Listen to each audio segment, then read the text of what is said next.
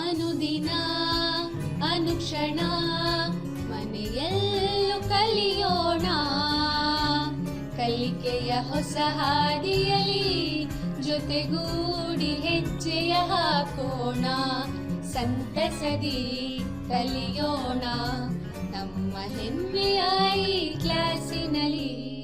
Yes, sir. Yes, teacher. Present, ma'am. बिस्मिल्लाहिर्रहमानिर्रहीम. अस्सलाम वालेकुम रहमतुल्लाहि बरकातुहू. Welcome to संवेदा e-learning class 10th standard, subject social science. Presentation by Farida Begum, assistant teacher, Phulban Urdu Girls High School, Hospet, managed by Khidmatul Muslimin, District Ballari, State Karnataka.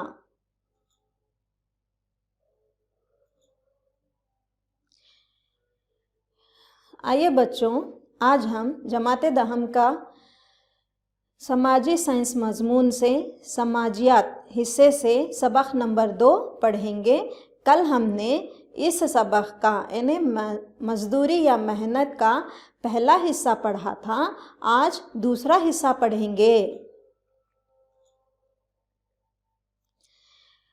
सबक शुरू करने से पहले बच्चों आप एक नोटबुक रखिए, एक पेन लीजिए और अहम नुकात को दर्ज कीजिए, बाद पढ़कर मश्क कीजिए। आइए मैं आप तमाम को पिछली जमात के कुछ सवालात करूँगी, उसके जवाबात दीजिए। अफलातून ने मेहनत के मुताल्लिक़ क्या कहा है? जवाब, इंसानी समाज फितरी तफरुखात से तश्कील पाता है। ये फितरी तफरीक मेहनत की तकसीम से जुड़ी होती है। कार्ल मार्क्स का नज़रिया क्या है? सही जवाब, मेहनत की तकसीम पर इस तरह बहस की है कि मेहनत की तकसीम से कम सलाहियत वाले मज़दूरों की तश्कील होती है।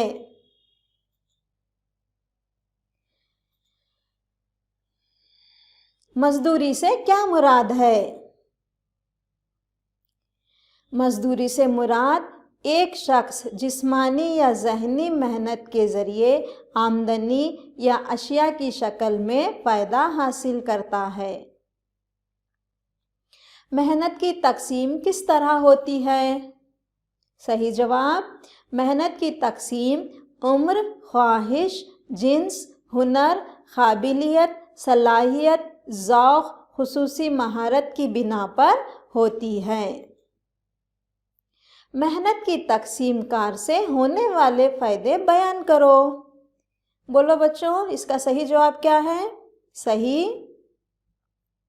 शाबाश, सही जवाब फरमाया। तकसीम की खुसूसी महारत का सबब है। खुसूसी महारत से मुराद किसी मखसूस शोबे में गहरी महारत, तजुर्बा या तरबियत हासिल करना है। माशी मुनाफा या माऊन होता है, माशी मुनाफा हासिल करने में मददगार साबित होते हैं। ग्रोही निज़ाम पैदा होता है। तिजारत और कारोबार वसी हो रहे हैं और इसका सिलसिला बढ़ता जा रहा है। सरमाया लगाकर ज़्यादा से ज़्यादा मुनाफा कमाया जा सकता है। आइए बच्चों, आज की इस क्लास में हम इन अहम नुकात को पढ़ेंगे। पहला है माउजरत और मुनज़्ज़िम और गैर मुनज़्ज़िम शोबे के मज़दूर, गैर मुनज़्ज़िम मज़दूरों के मसाइल।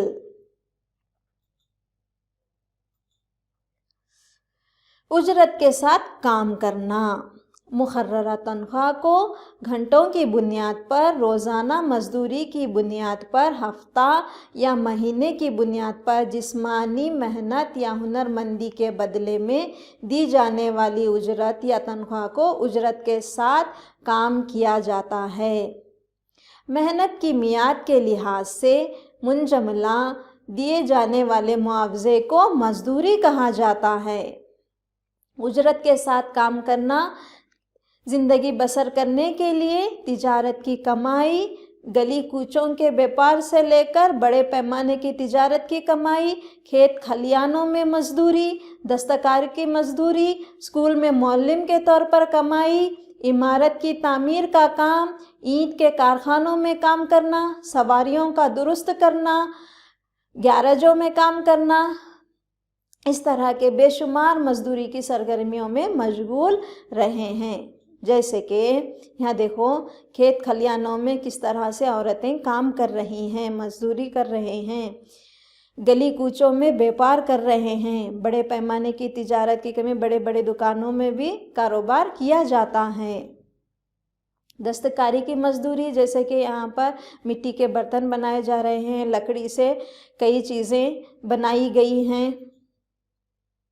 स्कूल में मौल्लिम के तौर पर काम करना, इमारत की तामीर करना, एक मेमार यहाँ पर इमारत की तामीर कर रहा है, वो भी उजरत के साथ काम करने की अहम मिसाल है। ईंट के कारखानों में काम करना, सवारियों को दुरुस्त करने का काम, ये तमाम भी उजरत के साथ काम करने में शामिल हैं। यानी ये काम करने से, ये मेहनत करने से उनको मुआवजा मिलता है। आज के पेचीदा समाज में ज़िंदगी गुजारने के ये लाजिम है, क्योंकि हर कोई इंसान तरक्की करना चाहता है, आगे बढ़ना चाहता है, समाज में एक मुकाम हासिल करना चाहता है, तो वो मेहनत मजदूरी करके माशी हालत अच्छा सुधार लेके उसकी तरक्की कर लेता है और मियार ज़िंदगी को बुलंद करता है। इन शोबों में काम करने वालों के लिए बाज़ औक़ात मुतवक्का मुआवजा हासिल ना करने के इम्कानात होते हैं। कभी कभी काम ज़्यादा करवाया जाता है और कम उजरत दी जाती है। रिवायती समाज में हर फर्द अपना पुश्तैनी पेशा जानता था।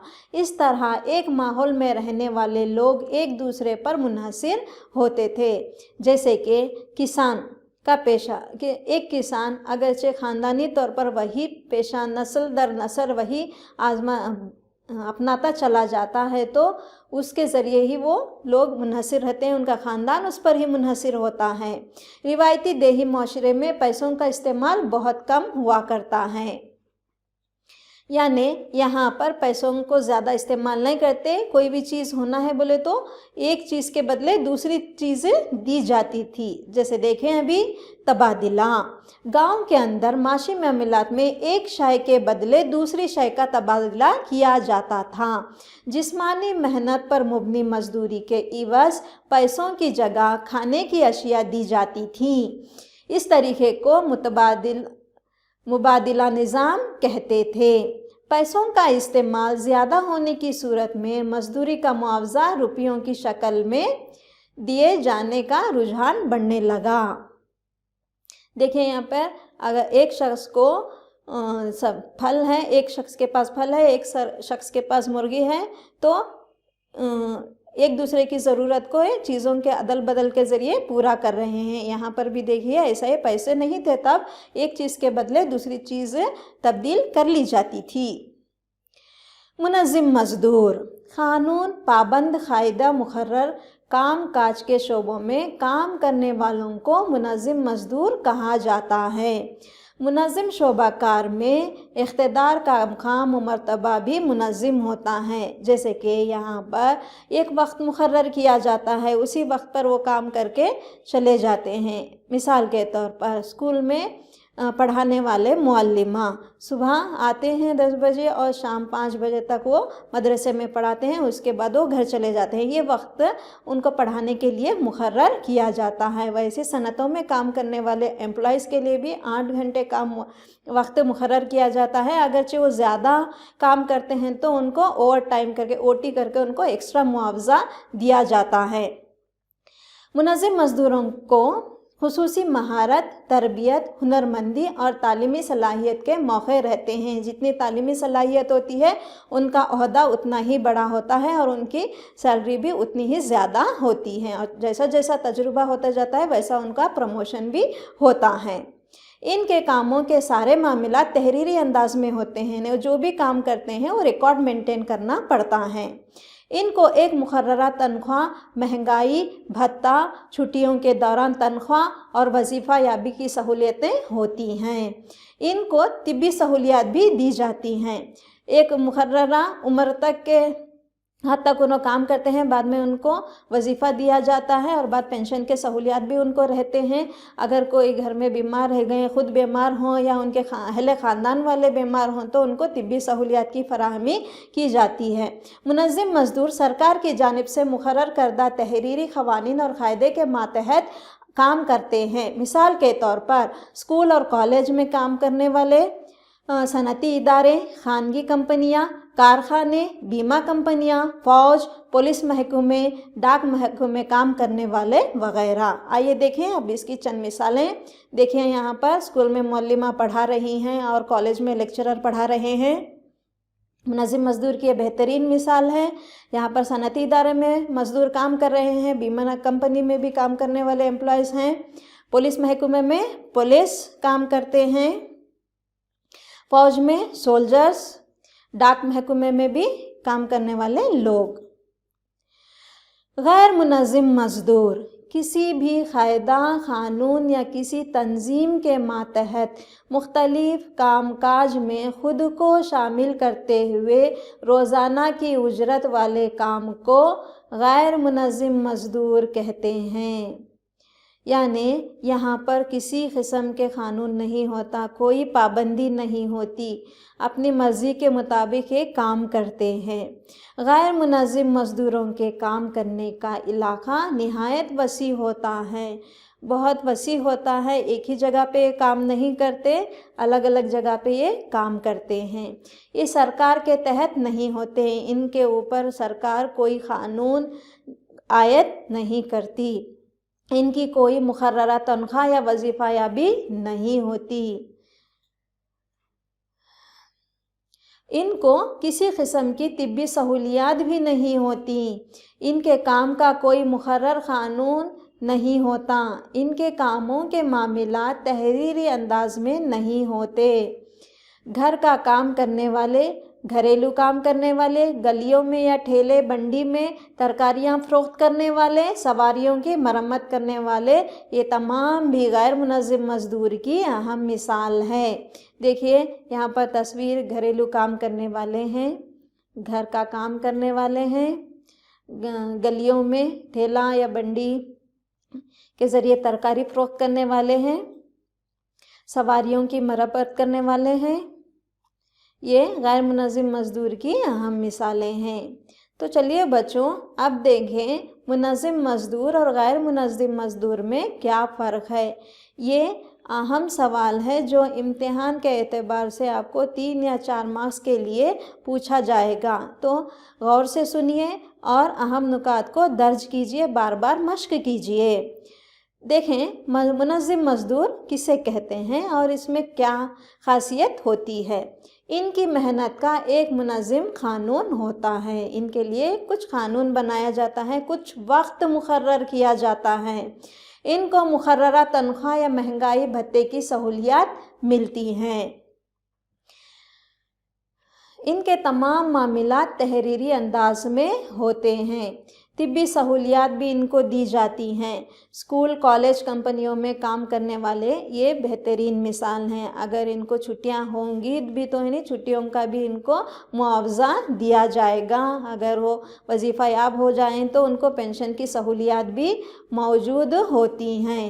غیر منظم مزدور، ان کے محنت کا کوئی منظم قانون نہیں ہوتا، ان کو مقررہ تنخواہ اور مہنگائی بھتے کی سہولیات نہیں دی جاتی، ان کو کسی قسم کی چھٹی بھی نہیں دی جاتی اور وظیفہ بھی نہیں ہوتا، طبی سہولیات بھی ان کو نہیں ہوتے، ان کے تمام معاملات تحریری انداز میں نہیں رکھے جاتے، کوئی طبی سہولیات ان کو فراہم نہیں ہوتی۔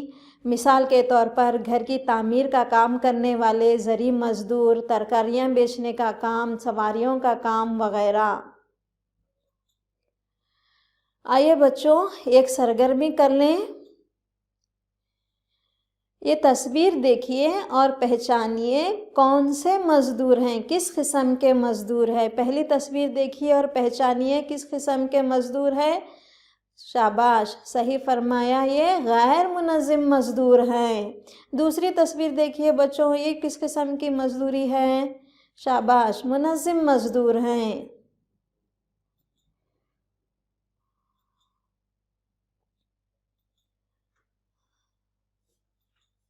یہ تصویر دیکھیے کس قسم کے مزدور ہیں. پہلی تصویر دیکھیے, شاباش, منظم مزدور ہیں. دوسری تصویر دیکھیے, یہاں پر ایک شخص ترکاریاں فروخت کرتے ہوئے نظر آ رہا ہے. شاباش, غیر منظم مزدور ہیں.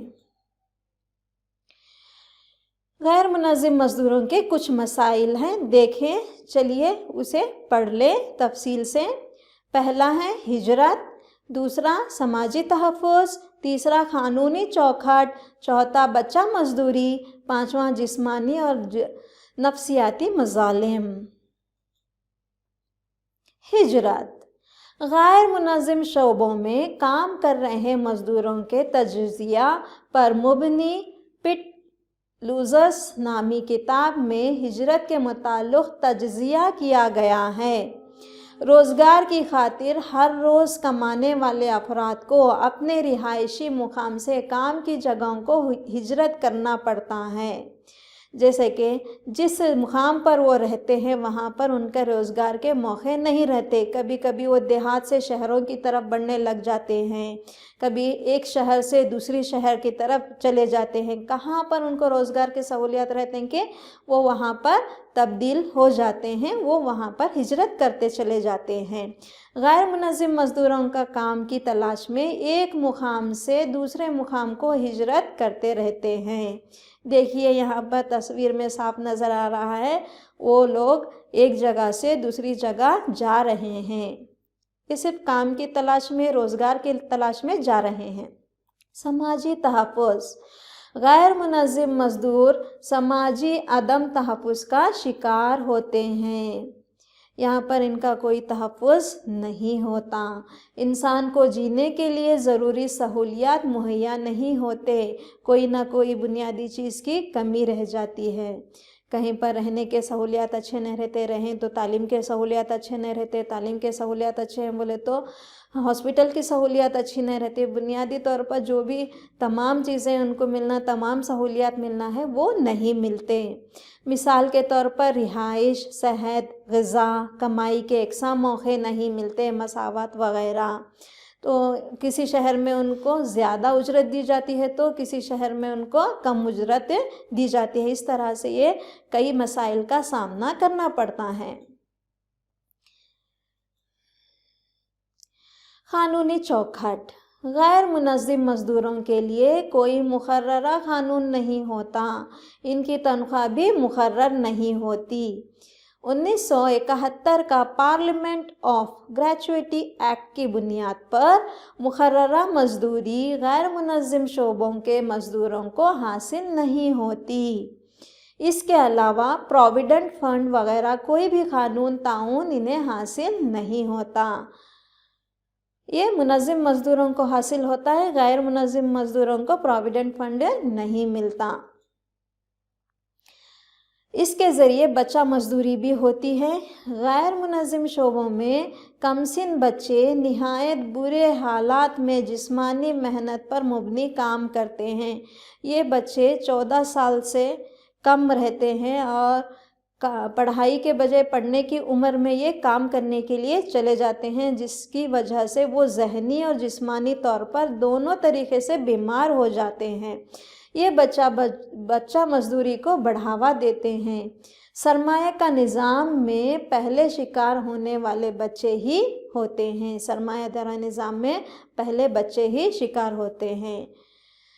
غیر منظم شعبے بچہ مزدور روایت کی پیروی کرتے ہیں کیونکہ یہاں پر ان کے معاشی حالات ٹھیک نہیں رہتے ہیں. ایک تو ان لوگوں کی آمدنی بھی بہت کم ہوتی ہے, ان کے بنیادی ضروریات جیسے کہ غذا, تعلیم, رہنے کرنے کے سہولیات ان کو میسر نہیں ہوتے, اتنا معاوضہ ان کو ٹھیک سے نہیں ملتا. تو وہ لوگ کیا کر دیتے ہیں, غریبی کے ہاتھوں مجبور ہو کر بچوں کو بھی کام پر بھیج دیتے ہیں. دیکھیے ایک ہوٹل میں یہاں پر ایک چھوٹا سا کم سن سا بچہ ہے نہیں کام کر رہا ہے, ایک بچہ یہاں پر چائے بیچ رہا ہے. یہ بچوں کی پڑھنے کی عمر ہے مگر ان کو حالات کے مجبوری کی وجہ سے یہ کام کرنے کے لیے جا رہے ہیں. جسمانی اور نفسیاتی مظالم. غیر منظم شعبوں میں زیادہ تر گھروں میں کام کرنے والی عورتیں ہی ہوتی ہیں. ان کے خلاف ہونے والے جسمانی اور نفسیاتی مظالم آج دگنے ہو چکے ہیں۔ گھر پر کام کرنے کے لیے جہاں پر عورتیں جاتی ہیں گھر کی صفائی وغیرہ کے لیے، وہاں پر جسمانی طور پر بھی ان پر، ذہنی طور پر بھی ظلم کیا جاتا ہے۔ ہندوستان میں یہ بہت عام ہو چکا ہے۔ عورتوں پر جنسی استحصال کے ساتھ ساتھ طرح طرح کے مظالم کے آئے دن ہم دیکھتے ہی رہتے ہیں۔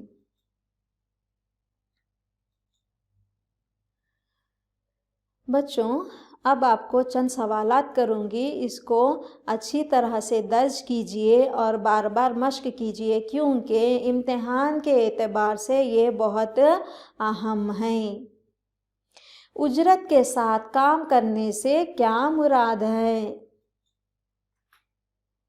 جواب: مقررہ تنخواہ کو گھنٹوں کی بنیاد پر، روزانہ مزدوری کی بنیاد پر، ہفتہ یا مہینے کی بنیاد پر جسمانی محنت یا ہنرمندی کے بدلے میں دی جانے والی اجرت یا تنخواہ کو اجرت کے ساتھ کام کرنا کہتے ہیں۔ انہیں جو بھی شخص کام کرتا ہے تو یا تو اسے روزانہ طور پر اجرت دی جاتی ہے یا ہفتہ وارہ، جیسے کہ ابھی معمار کے پاس کام کرنے والے مزدور وہ ہفتہ وار یا روزانہ طور پر اجرت حاصل کرتے ہیں۔ مہینے کی بنیاد پر، یعنی جیسے دیکھ سکتے ہیں آپ منظم مزدوروں کی سہولیات میں ہم دیکھتے ہیں کہ ان کو مہینہ میں ایک مرتبہ ان کو سیلری دی جاتی ہے، تنخواہ دی جاتی ہے۔ ہجرت سے کیا مراد ہے؟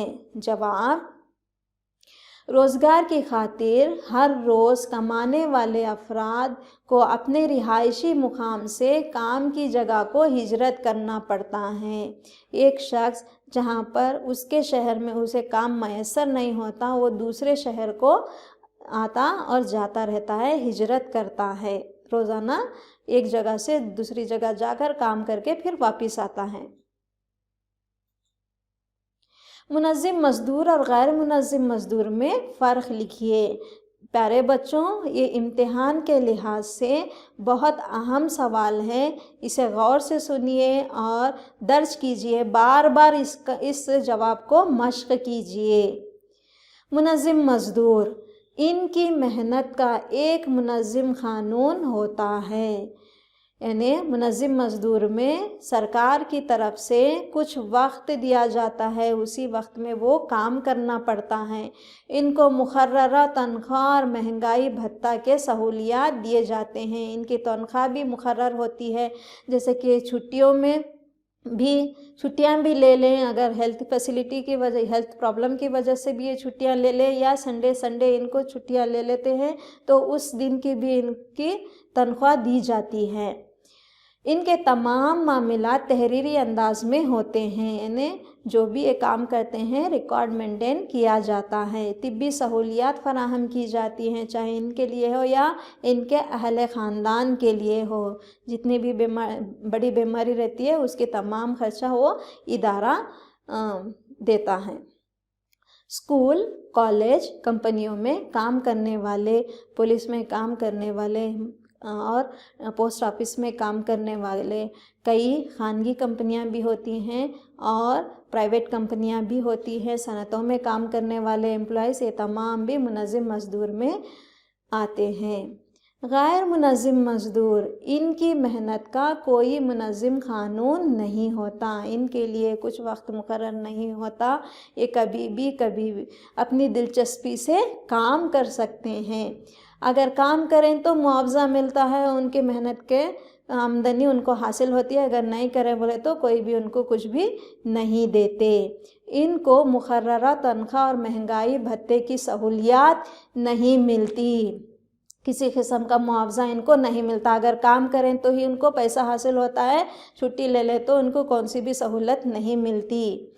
اگر ان کے تمام معاملات तहरीर अंदाज में नहीं होते, कोई तिब्बी सहूलियात फराहम नहीं होती। मिसाल के तौर पर घर की तामीर का काम करने वाले मज़दूर, ज़रीब मज़दूर, तरकारियाँ बेचने के लिए जो ठेले लगाते हैं या मंडी वगैरह में तरकारियाँ फ़रोख्त करते हैं, इसी में आते हैं। और सवारियों का काम करने वाले, गैराजों में काम करने वाले, ये तमाम गैर मुनज़्ज़म मज़दूर की मिसाल है। बच्चों, अब आपको चंद सवालात दूंगी, इसे हल कीजिए और अपने मौलिमा से जांच करवाइए। पहला सवाल है, मुनज़्ज़िम मज़दूर और गैर मुनज़्ज़िम मज़दूर में फ़र्क लिखो। अब तक हमने जो पढ़ा था, जितनी मिसालें मैं अभी समझाई थी, वो तमाम भी तफसील से लिखिए और अपनी मौलिमा से जांच करवाइए। गैर मुनज़्ज़िम मज़दूरों के मसाइल बयान करो। तलबा, अभी आपने पढ़ा था कि गैर मुनज़्ज़िम मज़दूरों के मसाइल क्या थे, इसे भी तफसील से लिखो। क्या थे? दोबारा मैं बताऊंगी आपको कि उनको किसी किस्म की तिब्बी सहूलियात मैसर नहीं होती, किसी किस्म के वक्त की पाबंदी नहीं होती, सरकार की तरफ से भी कोई भी उनके लिए क़ानून नहीं दिया जाता, बच्चा मज़दूरी ज़्यादा होती है और समाजी तहफ़्फ़ुज़ के मसाइल उनको बहुत सारे होते हैं, बुनियादी सहूलियात इनके पूरे नहीं होते। अब एक अमली काम दूंगी, इसे भी तफसील से कीजिए और अपनी मौलिमा को बताइए। सवाल नंबर 1, मुनज़्ज़िम मज़दूर और गैर मुनज़्ज़िम मज़दूरों में काम करने वालों के तस्वीर जमा कीजिए और बताइए अच्छी तरह, और इसके साथ साथ इसका मुआद भी जमा कीजिए। आप एक इसका प्रोजेक्ट तैयार कीजिए और मश्क कीजिए। अच्छा बच्चों, प्यारे तालिबात, अपना ख़याल रखिए, हिफाजत से रहिए, सोशल डिस्टेंस मेंटेन कीजिए, मास्क पहनिए, सैनिटाइज़र का इस्तेमाल कीजिए, हिफाजत से रहिए। इंशाअल्लाह ताला नेक्स्ट क्लास में मिलेंगे। अल्लाह हाफिज़, जज़ाकल्लाहु खैर।